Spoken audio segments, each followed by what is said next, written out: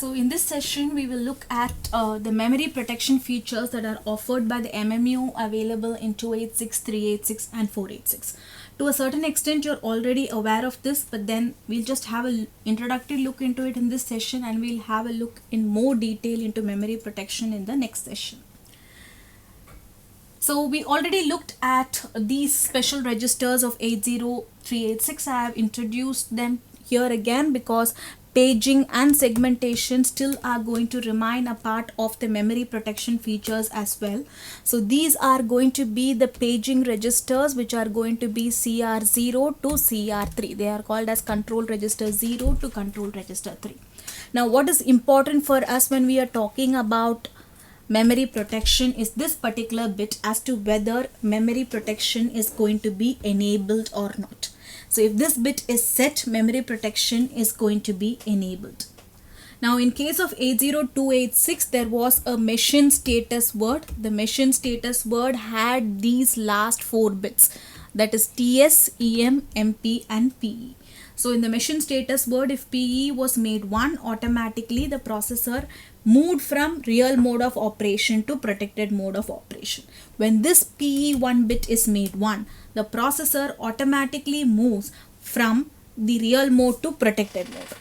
If you want to come out of protected mode of operation, there is only one way. You have to reset the entire system. So when the system starts, it starts with the real mode of operation. When you go to the machine status word, or you go to the CR0 in case of 80386 and 486, and you are going to make the PE bit as 1 using a software instruction. For 80286, the software instruction is load machine status word. So when you load the machine status word and you make this PE bit as 1 in 80286, or you load a value into CR0 and you make the protection enable bit 1. So when you make the protection enable bit 1, automatically the processor moves from real mode of operation to protected mode of operation. If you want the processor to come back to the real mode of operation, there is only one way. You have to reset the processor. There is no other way to do it. You cannot go and make the PE bit 0. PE bit can be made from 0 to 1, but 1 to 0 is not allowed for the PE 0 bit.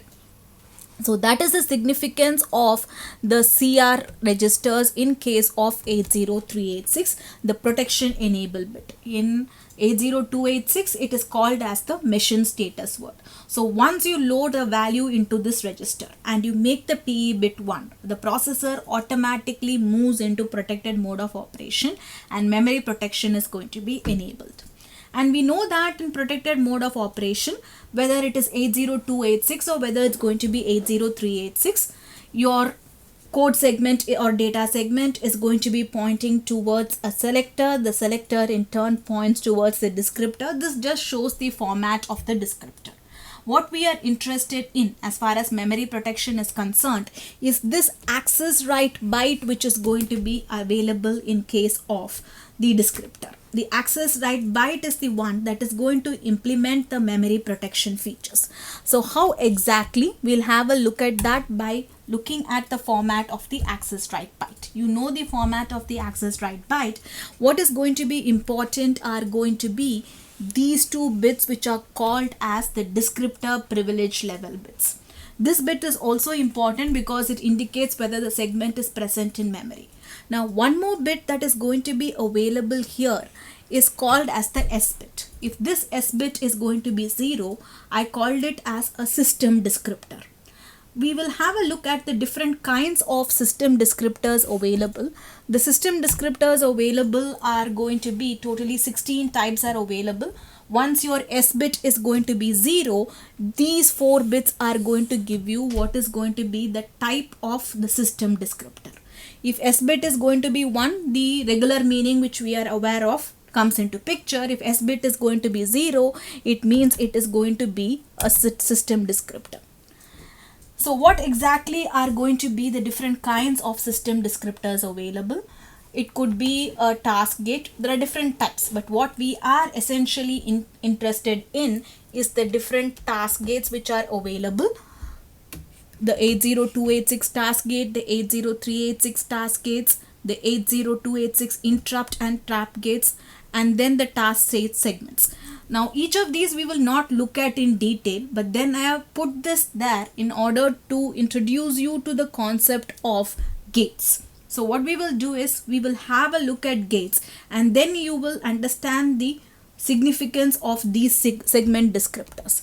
So if it is a gate, it is called as a system descriptor, and the type will be indicated by the last 4 bits available.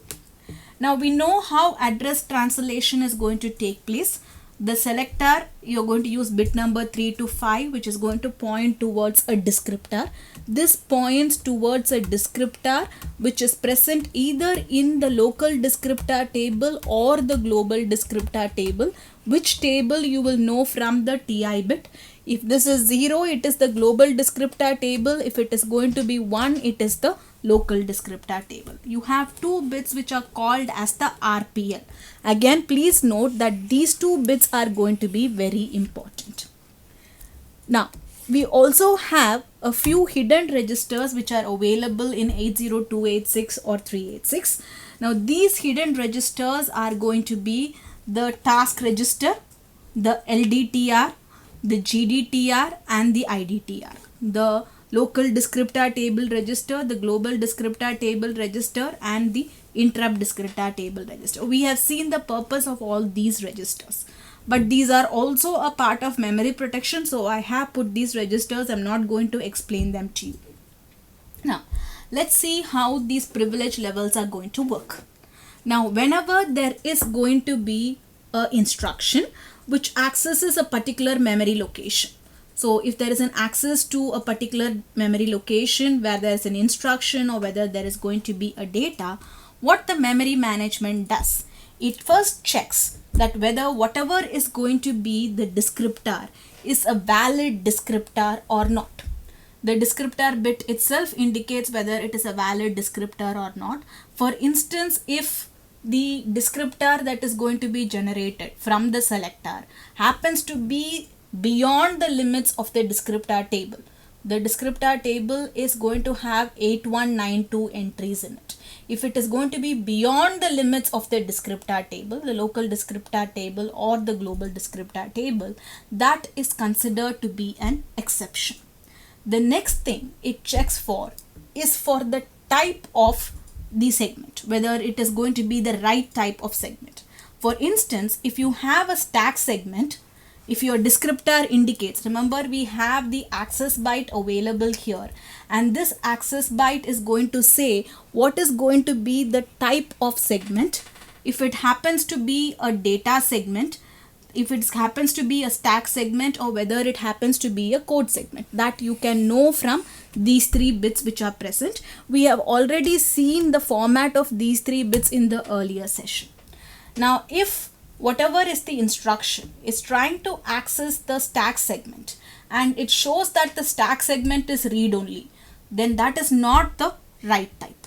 Again, if it is trying to access the data segment and the data segment type in the descriptor ends up being execute only, then again it is considered to be incorrect. So a valid descriptor would be one which is within the limits of the descriptor table, and the access right byte of the descriptor actually describes the segment. If the segment happens to be a stack segment and the descriptor says stack segment is read only, that is incorrect, because a stack you should read as well as write data. And if the descriptor says it is data segment and execute only, then again that is going to be incorrect, because data will not be executed. Data can be read or data can be written. A stack segment should have both read and write permission. A data segment should at least have read permission. So if my descriptor is going to be, or the access right in my descriptor is going to be something like this, this is my access right byte. The access right byte indicates it is going to be a data segment, and it says that the data segment is going to be execute only. Then in that case, it means it is going to be incorrect. And if you are trying to access a stack segment and this is going to be indicating it is 0, then in that case, again, it is going to be incorrect, because a stack segment should be allowed to read as well as be written. So it checks the validity of the access byte. if the access byte reflects the nature of the segment, then it is correct. It checks the p bit after this. If the p bit is going to be correct, then in that case it means that particular segment is available in memory. If none of these conditions are actually met, an interrupt is going to be raised. This interrupt indicates that it is an invalid descriptor.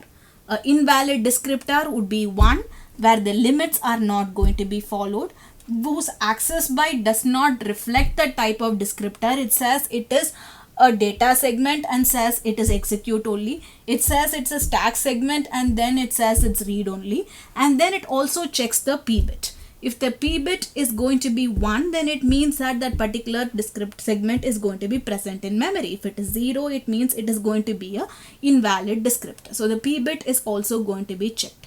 So essentially what is first examined is going to be whether the descriptor itself is correct or not.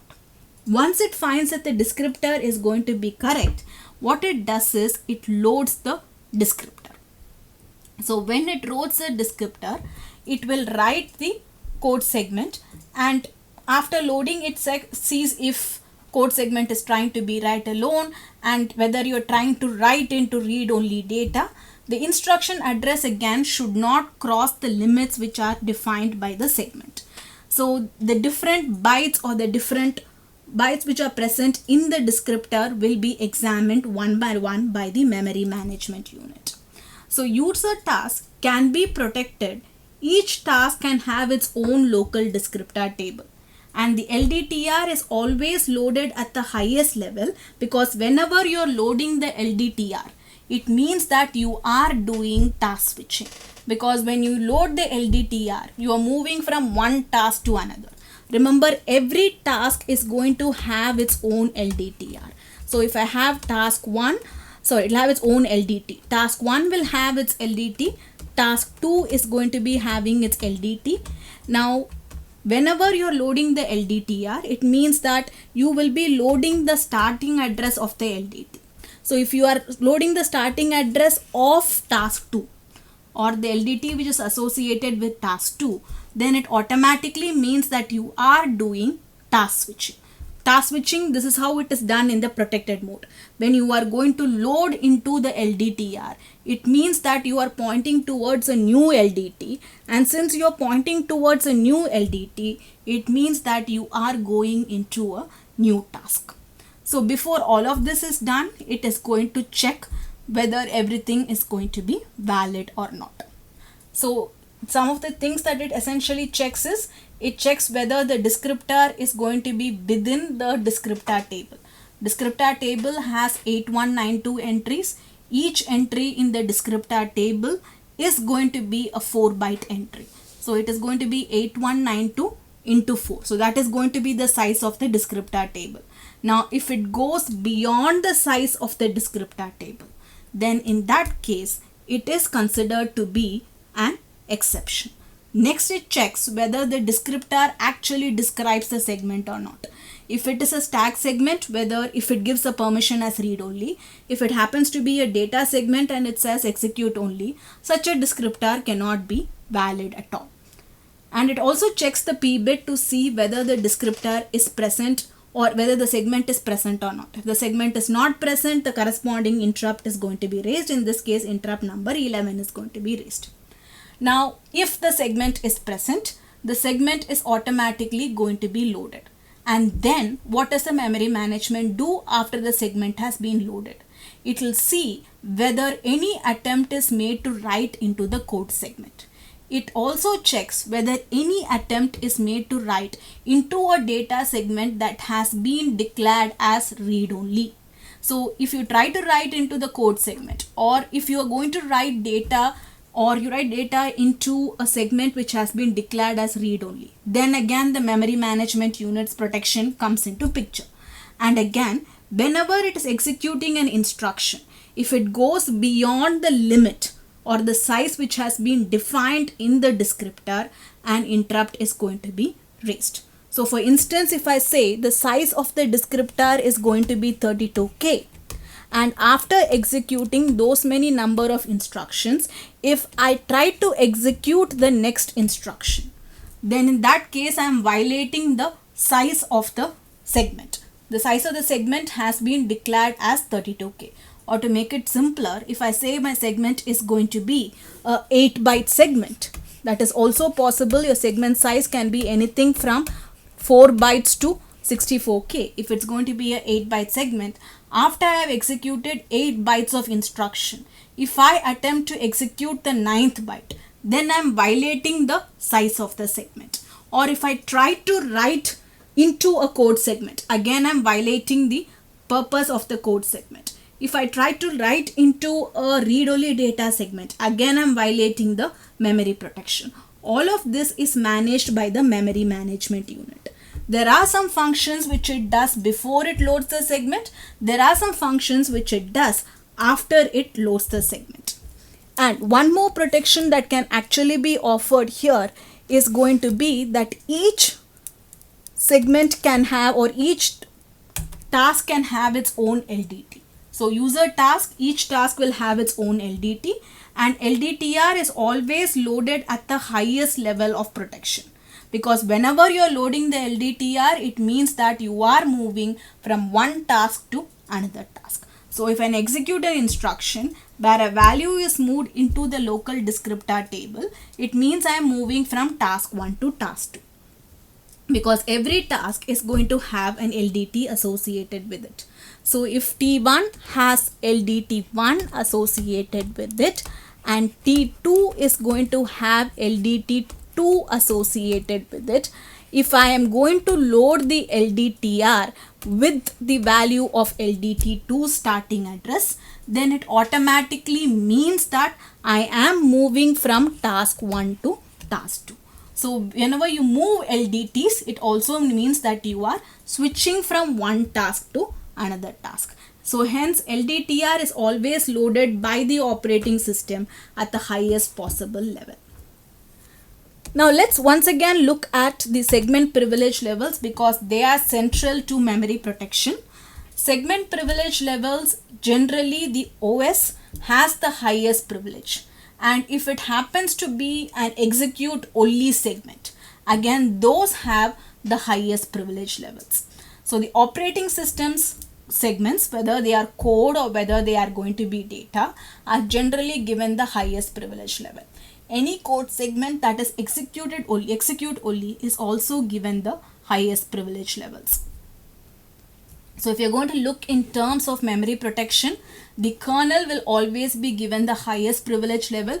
Usually it is given the privilege level 00. Any BIOS or system service is given the next highest privilege level, which is 01, and all other applications or custom device drivers that come are given a lower privilege level of either 02 or 03. The kernel will always have the highest privilege level.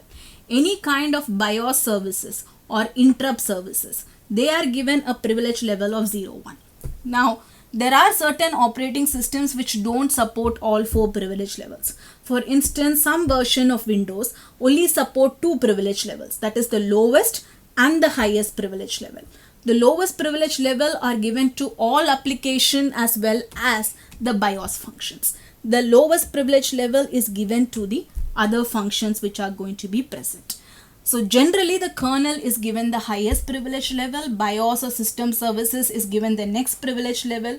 The rest of your application programs, device drivers, etc. would be given a privilege level of 02 or 03.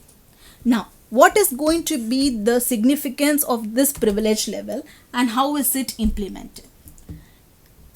Whatever is going to be the descriptor is going to have a privilege level.